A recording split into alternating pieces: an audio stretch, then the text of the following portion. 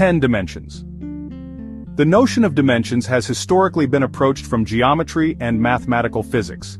Traditionally, the first, second, and third dimensions are conceived as spatial extensions, and the fourth as time. An irrefutable principle. Everything in the universe is energy. First, flow.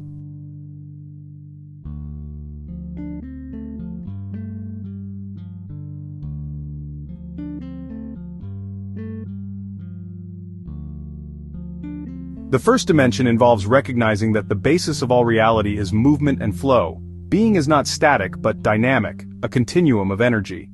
Energy flows in all directions in the first dimension.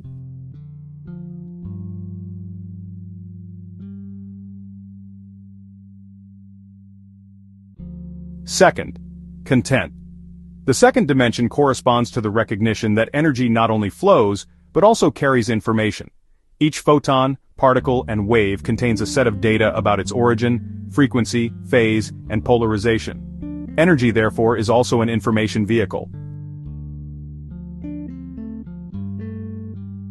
In quantum mechanics, the photon carries information about the energy transition of an atom. The cosmic background radiation is, on a large scale, an informative record of the early state of the universe. The second dimension emphasizes that the universe is not a mere blind flow of energy, but an organized cosmos that bears traces of itself. Reality is, at its base, informed energy. Third, density. The third dimension from this energetic perspective is the level at which energy condenses and acquires density. Matter emerges as an organized form of vibrating energy that reaches a stable state of structuring. The process of subatomic particle formation in the early universe represents the passage from pure energy to density.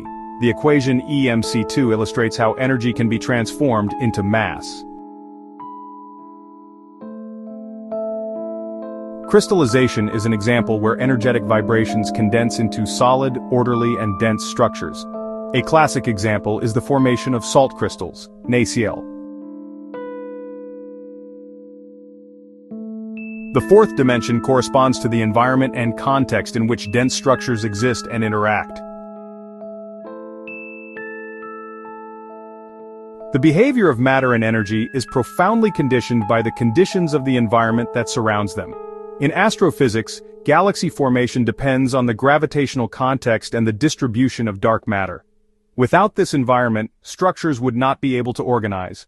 The pH of a solution represents a chemical context that conditions the stability and reactivity of molecules. A protein, for example, changes its conformation according to the chemical environment. The fourth dimension reminds us that nothing exists in isolation. Reality is relational, and the context not only conditions, but also co-creates the form and meaning of each entity.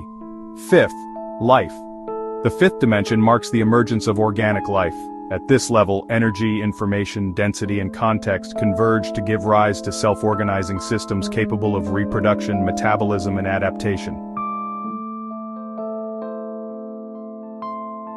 Non-equilibrium thermodynamics explains how open systems, such as cells, maintain internal order by exchanging energy and matter with the environment. Prebiotic reactions, such as those simulated in the Miller-Urey experiment, demonstrate how simple molecules can be organized into complex organic compounds, a fundamental step towards life. The emergence of single-celled organisms represents the clearest materialization of the fifth dimension. From here, evolution would give rise to all known biological diversity. Narrator, VO. Sixth, systems interaction and emergence. Narrator, VO. The sixth dimension is characterized by the interaction between living systems and by the emergence of collective properties that are not found in isolated individuals. Narrator, VO. This is where ecology, symbiosis, and cooperation appear. In physics of complex systems, phenomena such as the synchronization of coupled oscillators illustrate how individual entities generate emergent collective behavior. Metabolic networks are examples of interdependent chemical systems that sustain life through feedback loops and molecular collaboration. Narrator, VO. Seventh, collective memory and information. Narrator, VO. The seventh dimension corresponds to the storage, transmission, and accumulation of information in collective systems.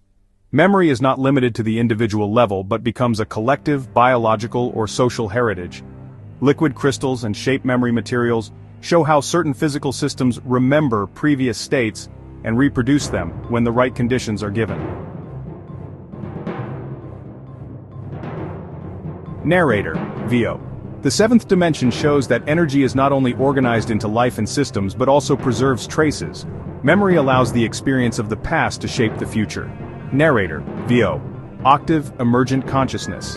Narrator, VO. The eighth dimension corresponds to the emergence of consciousness as an emergent phenomenon.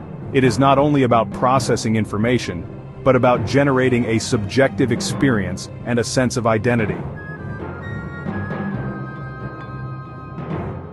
Narrator, VO. Some quantum neuroscience models suggest that consciousness could be related to coherent quantum states in microtubules, although this hypothesis remains controversial. Neurotransmission, mediated by molecules such as dopamine or serotonin, is a fundamental chemical example in the emergence of conscious states. Narrator, VO. The eighth dimension opens the central question: how does the subjective experience of matter arise? Here philosophy of mind and science meet, exploring the boundaries between the physical and the phenomenological. Novena, awareness. The ninth dimension refers to the ability of a living being not only to be conscious, but to recognize itself as an individual differentiated from the environment. Self-awareness is a qualitative leap from basic consciousness. Experiments with mirrors show that some animals, such as dolphins, elephants, and certain primates, are able to recognize themselves, indicating an advanced level of self-perception. The chemical basis of self-awareness lies in the complex neurochemistry of the human and animal brain, where neurotransmitters and hormones regulate states of internal perception. Self-awareness involves the construction of a self, something studied in developmental psychology when young children reach this capacity. The 10th dimension corresponds to complex human consciousness, characterized by symbolic language, abstraction, long-term planning, ethics, and the ability to transform the environment in an intentional way. The human brain, with approximately 86 billion neurons, is the most complex physical system known, capable of generating culture, science, and technology. The biochemical regulation of human cognition includes fine molecular interactions that underpin memory, creativity, and critical thinking. It is important to emphasize that the universe is multidimensional, and in turn recognize the fact that each molecular, organic, and inorganic form is multidimensional. Ernesto Ojeda Ochoa.